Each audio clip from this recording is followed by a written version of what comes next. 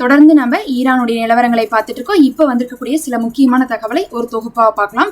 அதுலேயும் முதல் விஷயமே பார்த்தீங்கன்னா, ஈரான் என்ன பண்ணியிருக்காங்கன்னா, அரபு நாடுகளுக்கு ஒரு பெரிய அழைப்பே கொடுத்துருக்காங்க. இன்னைக்கு அப்பாஸ் அராக்சி அவர்கள் பேசும்போது என்ன சொல்லியிருக்காங்கன்னா, இத்தனை நிலைமைக்கு யார் காரணம்? அமெரிக்கா தான் காரணம். அந்த அமெரிக்கா கூட நீங்கள் கூட்டணி சேர்றதோ, அவங்க கூட ஒப்பந்தம் வைக்கிறதோ, அவங்கள்ட்ட ஆயுதம் வாங்குறதுனால தானே நாங்கள் உங்களை அடிக்கிற மாதிரி ஆயிடுது. உங்களை அடிக்கல, அமெரிக்காவை தான் அடிக்கிறோம். ஆனால் நீங்கள் தானே அடைக்கலம் கொடுத்துருக்கீங்க. அப்போ அவங்களுக்கு அடைக்கலம் கொடுத்தவங்கள இடத்துல தான் நாம் என்ன பண்ண முடியும்? இந்த போர்க்காலத்துல சண்டை போட முடியும். ஆனா இதே நாம் எல்லாரும் ஒண்ணு சேர்ந்துட்டோம்னா, நீங்க அவங்கள இடத்துல ஒப்பந்தம் போட தேவையில்லை, அவங்கள இடத்துல நீங்க ஆயுதம் வாங்க தேவையில்லை, அவங்கள்ட்ட தான் நீங்க பாதுகாப்பு கேட்கணும்னு அவசியம் இல்லை. அதனால அரபு நாடுகளும் ஈரானும் ஒன்றிணைந்து ராணுவத்தை என்ன பண்ணும், எப்படி ஒரு நேட்டோ இருக்கோ அந்த மாதிரி நம்ம கூட்டணும் அப்படின்னு சொல்றாங்க. பிரிக்ஸ் அமைப்பெல்லாம் இருக்கு, இருந்தாலும் எப்படி ஒரு நேட்டோ படை இருக்கோ அந்த மாதிரி கூட்டலாம் அப்படின்னு சொல்லிட்டு கூட்டிருக்காங்க.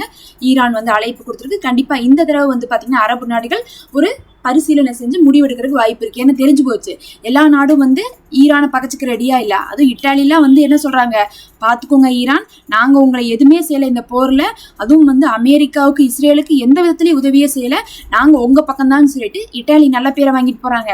அதுக்கு பிறகு பக்கத்தால் இருக்கக்கூடிய நாடுகள்லாம் எந்த விதத்திலையும் அமெரிக்காட்ட இருந்து முழு உதவி பெற முடியாம தான் இருந்துட்டு இருக்காங்க.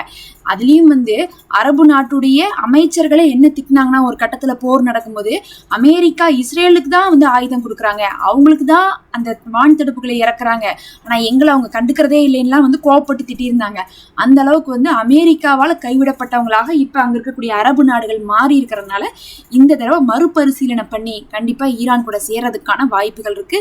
ஈரான் கூட சேர்ந்துட்டாங்கன்னா, இத்தனை நாளா ஈரானை பார்த்து ஒரு அச்சுறுத்தலா இருக்கிறாங்கன்னு சொல்லிட்டு அமெரிக்கா கூடயும் இஸ்ரேல் கூடயும் சவுதி போன்ற எல்லா அரபு நாடுகளும் வச்சுட்டு இருந்த லிங்க் போய் ஈரான் கூட சேர்ந்துட்டா நமக்கு அச்சுறுத்தல் பண்றதுக்கே ஆள் இல்லை. ஒருவேளை இஸ்ரேலும் அமெரிக்காவும் நம்மளை தாக்குனா கூட ஈரான் நமக்கு ஹெல்ப் பண்ணுவாங்க, ஈரானை பார்த்தா அமெரிக்காவும் இஸ்ரேலும் கூட ஓடி போயிடுவாங்க அப்படிங்கிற ஒரு நிலைமைக்கு இந்த போர் தள்ளியிருக்கு. இது பாத்தீங்கன்னா யாருமே எதிர்பார்க்க முடியாத ஒரு திருப்பு முனைன்னு தான் சொல்லணும். இத்தனை நாளா அந்த எதிரிகள்கிட்ட அந்த துரோகிகள்கிட்ட இவங்க அடைக்கலம் தேடினது ஈரான் எதிர்க்கிறதுக்கு தான். ஆனா ஒரு கட்டத்துக்கு பிறகு ஈரான் தான் நமக்கு அடைக்கலம் கொடுக்கக்கூடியவங்க, பாதுகாப்பானவங்க.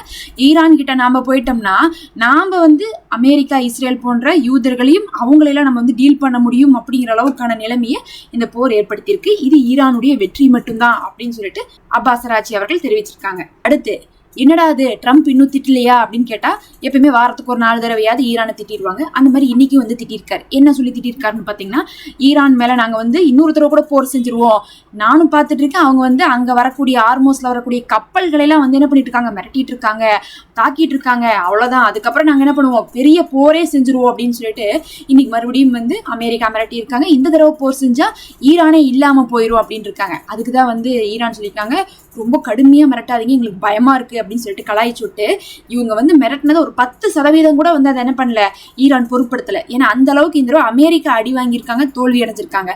அதை பத்தி பாத்தீங்கன்னா ஆஸ்திரேலியாவுடைய இன்னைக்கு மூத்த ஆய்வாளரே என்ன சொல்லியிருக்காருன்னா, ட்ரம்ப் இந்த மாதிரி பயப்படுத்தி தான் என்ன பண்ணும், அமெரிக்கா மக்கள்கிட்ட அவங்க ஸ்ட்ராங் அப்படின்னு சொல்லிட்டு காமிச்சிக்க வேண்டிய நிலைமை.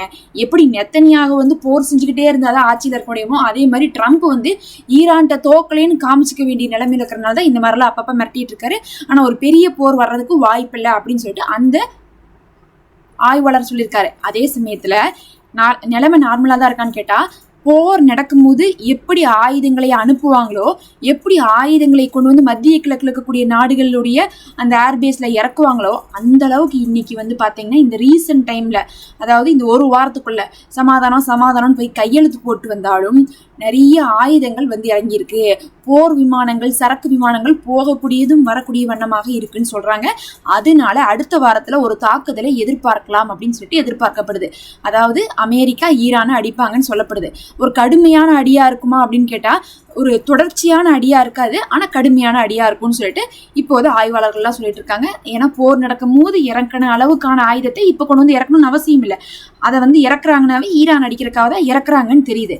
இது இல்லாம பாத்தீங்கன்னா மத்திய கிழக்கு நாடுகள்ல இருக்கக்கூடிய ஏர்பேஸை கொண்டு போய் இஸ்ரேலுக்கு மாத்துறாங்க அமெரிக்கா. ஏன் மாத்துறாங்க, மத்திய கிழக்குல அந்த ஏர்பேஸை வச்சு நம்மளால பாதுகாப்பு கொடுக்க முடியல, மத்திய கிழக்குல இருக்கிறனாலதான் ஈஸியா ஈரான் அடிச்சிடலாம், பேசாம அங்கிருந்து நம்ம காப்பாத்தி கொண்டு இஸ்ரேலுக்கு கொண்டு வரோம்னு சொல்லிட்டு வராங்க.